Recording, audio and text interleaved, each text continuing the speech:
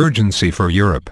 5 Locutions to the World from Mary from February 21 to 25, 2015. The first locution from Mary on February 21. The Secrets of Terrorism. The time is short. So much stands in the path of the coming destruction. I must speak about urgency. Do not put off until tomorrow. My messages will take on this new note of great immediacy. The themes will be familiar, but the new tone will be evident. The steps to crush ISIS will be of no avail. The terrorist groups just adapt. Seeing what the West hurls at them, they go in a different direction. The stream is always the same. They recruit and recruit and recruit. This is the source of their great strength.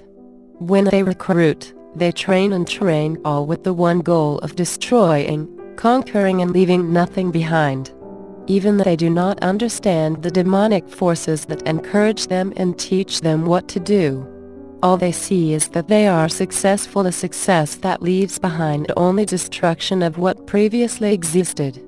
What have they built? Nothing but groups, ever-expanding groups that spread terror. They feed off of what previously had been built up.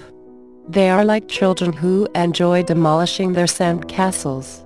But they are demolishing cities and nations, with an ever-increasing hunger and power to destroy more. Such is the urgency of the war on terrorism. But where does it fit in? What is its role in Satan's plan, and how can God use it for his purposes? These are the important questions. Terrorism is an evil that flows from poverty and hatred which Satan has used for his goals. Great masses of people have been exploited, forced to live in inhuman conditions. They are born into poverty, live in poverty, die in poverty. Give them a gun and they feel rich and powerful. That is Satan's tactic. The important question concerns God's plan. Can there be any divine goal? This is my message. Terrorism is a new evil, rooted in false religious beliefs, deeply planted in their heart. With these locutions, and through the events that I will bring about, I am inviting all to return to religious belief. Terrorism fought merely by political strategies and weapons will totally fail. Terrorism is revealing the religious superficiality of the West. Only my plan of the West regaining its faith will end terrorism. But that is path which few want to walk. The second locution from Mary on February 22. Europe's multiple problems. There are too many factors and too many forces for anyone to bring about security. The resources are not available, nor is the will of Europe rooted in a faith that motivates and guides. So, the current situation will continue to deteriorate. More and more parts of the world will fall into darkness. Yet, the central problem lies within the crumbling structures and the inner decay. A resilient and faith-filled Europe could adequately respond, but this is not the case. So, I must turn my eyes to the inner urgencies that Europe refuses to face. Europe has constantly postponed the obvious solutions and has foolishly bought what it could not pay for. It has joyfully thrown off restraints of every kind, believing that they belonged to another era. Now, the external difficulties of constant Middle East wars and the new rising up of Russian nationalism, coupled with the internal problems of financial insolvency and the need to respond to constant crises, have brought Europe to a breaking point that will soon erupt, causing a severe shift, a downgrading of life, and somber reflections on what has gone wrong. In Satan's plan, one problem worsens all the others, as they cleverly interact. Pressures are everywhere until something bursts wide open. Resources are moved from one sector to another, only to discover greater problems somewhere else. All of these are the events that I said would begin in this year 2015, leading up to that special day of October 13, 2017. You, my readers, do not stand idly by.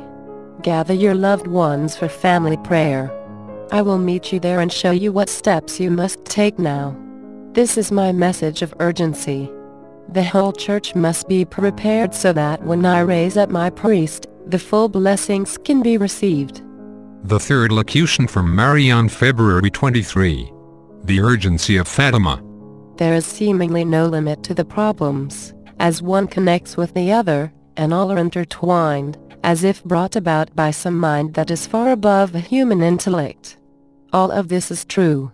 The problems, although planted in human hearts, have their true roots in the demonic intelligence who inspires everything, big and small, personal or collective. All fits together and easily responds to human solutions that only exacerbate the problems and multiply them. Such is the force that now confronts mankind. This power has always been operative, always destroying, killing, confusing and disturbing. This moment, however, is the hour which Jesus spoke about so often. The hour took place in Jerusalem and was seemingly Satan's hour when he killed the Lord of Glory. So, all the events will again lead up to Jerusalem and another confrontation. This time between Satan and the Holy Father. In this hour, death again will result, the death of the Holy Father and many others. The Fatima vision will be fulfilled. This hour of seeming defeat will release the greatest blessings, just as did Jesus' death. What about the time until that hour? All the blessings for the world and the Church are contained in the Fatima gift. In 1917, I foresaw the next 100 years. I foresaw the two roads, the road of Fatima and the road without Fatima. The Church has chosen to walk away from Fatima and to choose its own road. How urgent to return. The Fatima blessings do not wait until the consecration of Russia. Every Catholic must go to Fatima now in their hearts, in their reading, and some should travel there. The more the people go to Fatima, the quicker the consecration will take place. All is urgency.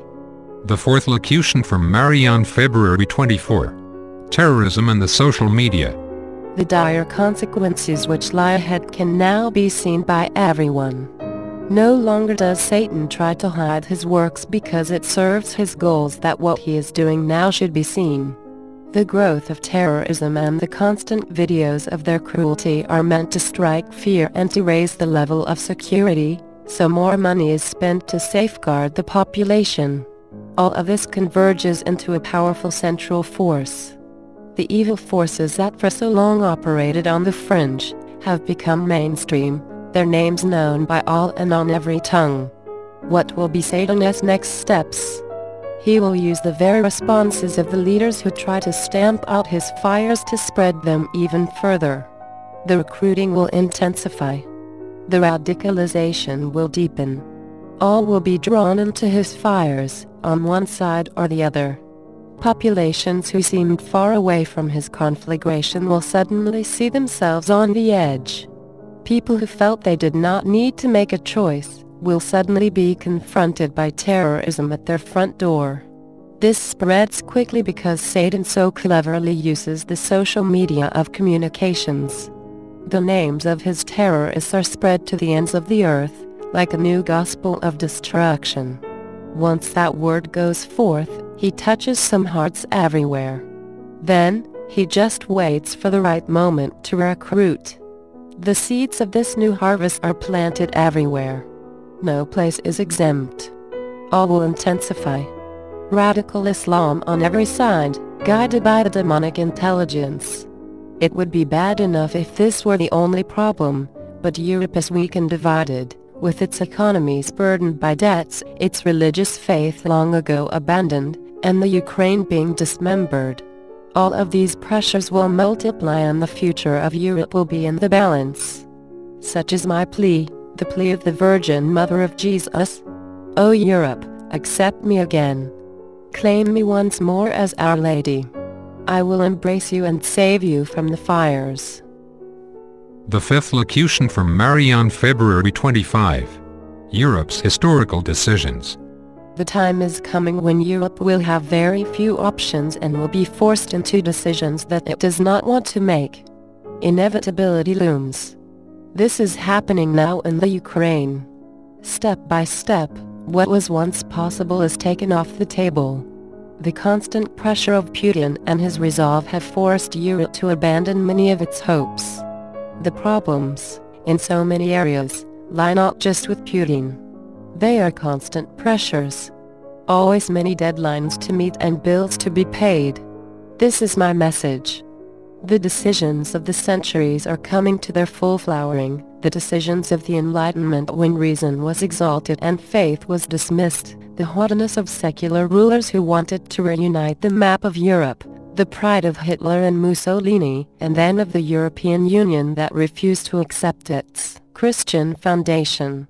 Even now, there is a belief that a truly vibrant Europe can be formed upon secular ideas and economic unions. Everything is coming apart. What you have so recently constructed will not stand. You will be forced into decisions that you never wanted to make. The options are coming off the table. Your life will narrow as your economies are shaken. Will you ever say those words, "We have walked away from Our Lady.